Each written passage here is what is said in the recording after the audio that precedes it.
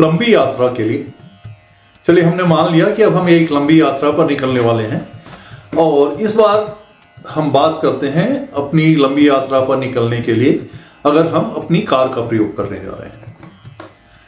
तो बताइए, आप ही बताएं आप क्या करते हैं जब किसी लंबी यात्रा पर निकलते हैं, और मुख्य रूप से ऐसी लंबी यात्रा जैसे कि लद्दाख हो, स्पीति हो, ओम पर्वत आदि कैलाश जैसे रिमोट जगह हैं या चार धाम हैं।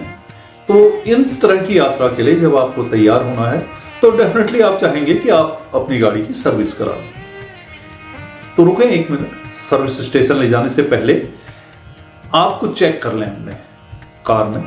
तो जो सबसे पहली चीज ये चेक करें कि आपके कार के टायर की स्थिति कैसी है।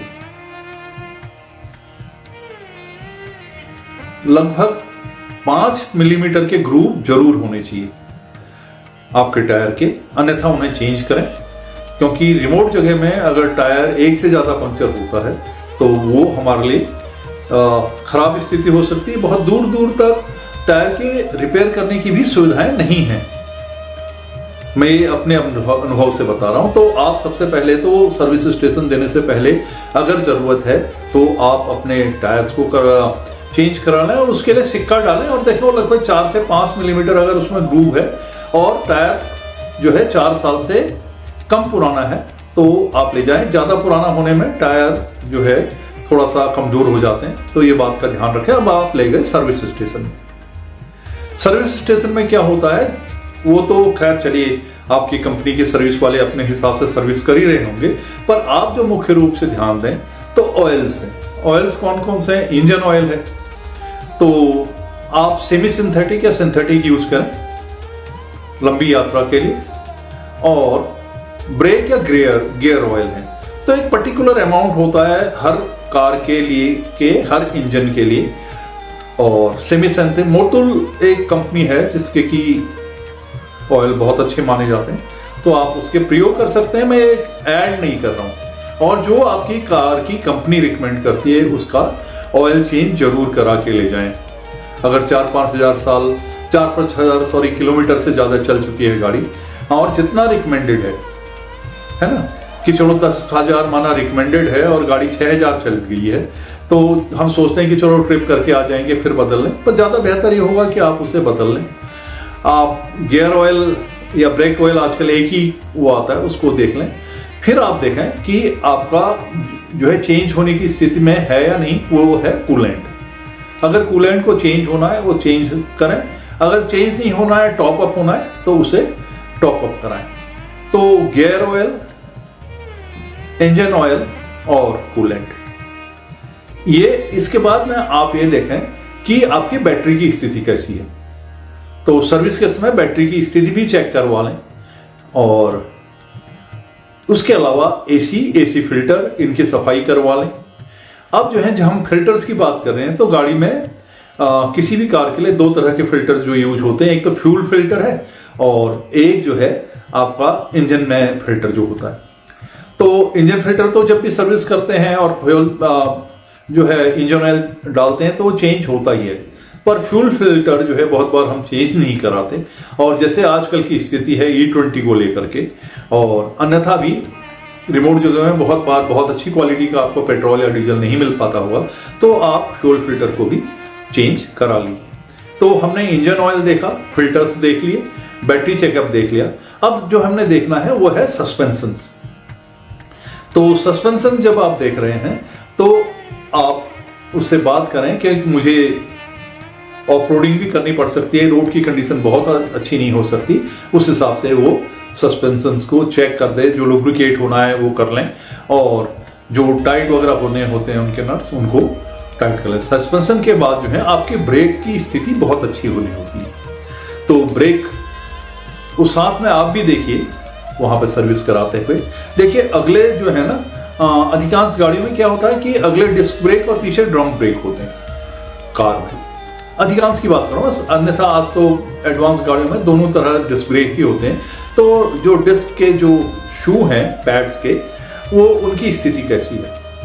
उनकी स्थिति अगर वो थोड़ा बहुत ही बचा हुआ है तो आप जो है ना शू और ब्रेक शू जो हैं उनको चेंज करा लीजिएगा। और जो पीछे ड्रम है, ड्रम्स की अच्छी तरह से क्लीनिंग करवा लें, क्योंकि बहुत अच्छे ब्रेक होना पहाड़ों में बहुत जरूरी है और अन्यथा हमें परेशानी हो सकती है। अब क्या है कि आप ये देखें कि आपके गाड़ी के जैसे रेटलिंग साउंड आ रही हैं डिफरेंट जगह से, विंडोज हैं, ये हैं, उनको टाइट करवा लें।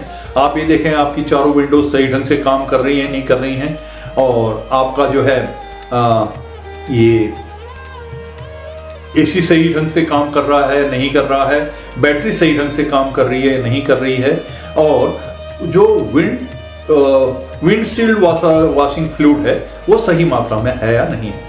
तो विंडशील्ड वॉशिंग फ्लूइड में हम जरूरत पड़ने पे आरओ का पानी प्रयोग कर सकते हैं। डिस्टिल्ड वाटर अगर हमें मिल जाए बहुत अच्छी बात है, अन्यथा आप कैरी कर सकते हैं अपने साथ एक्स्ट्रा। और ये बात मैं करता हूँ बात। और विंडशील्ड को क्लीन करने के लिए पाउचेस आते हैं डिफरेंट कंपनी के, वो आप रख सकते हैं। अन्यथा एक सिंपल सा तरीका है, आप 5-6 बूंद विम की डालिए, विम लिक्विड की, वो इक्वली अच्छा काम कर रही होती हैं। तो ये सारी चीजें आपने देख ली। ये पूरा सर्विस कराने के बाद में टेस्ट ड्राइव लीजिए, है ना, और बैटरी का विशेष रूप से ध्यान रखिए, क्योंकि बैटरी बहुत ही ऐसा वो है गाड़ी के अंदर कि वो फिर रिमोट जगह में बैटरी नहीं मिल पाती है। और जब टेम्परेचर बहुत कम होता है ना पहाड़ों में, तो जो प्लेन्स में अच्छे तरह काम कर रही है उनने करने वाली बैटरी होती हैं वो भी ठीक हो जाती हैं। आइए चलो मैं एक आध चीजें और बताता हूं आपको।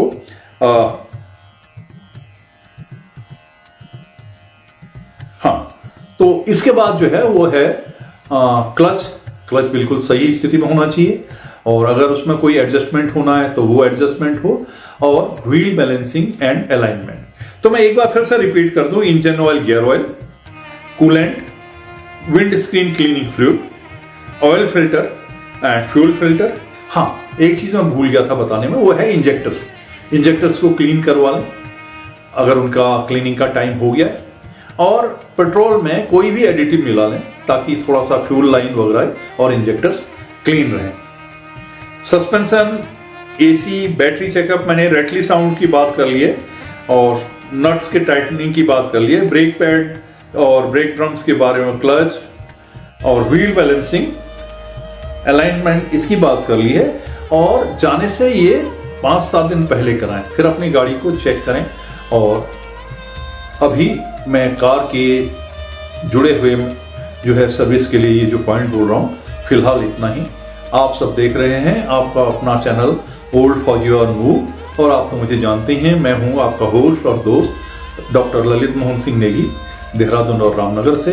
देखिए पहाड़ों में जा रहे हैं, पहाड़ आपके अपने हैं, उन्हें गंदा नहीं करें, पर्यावरण का ध्यान दें।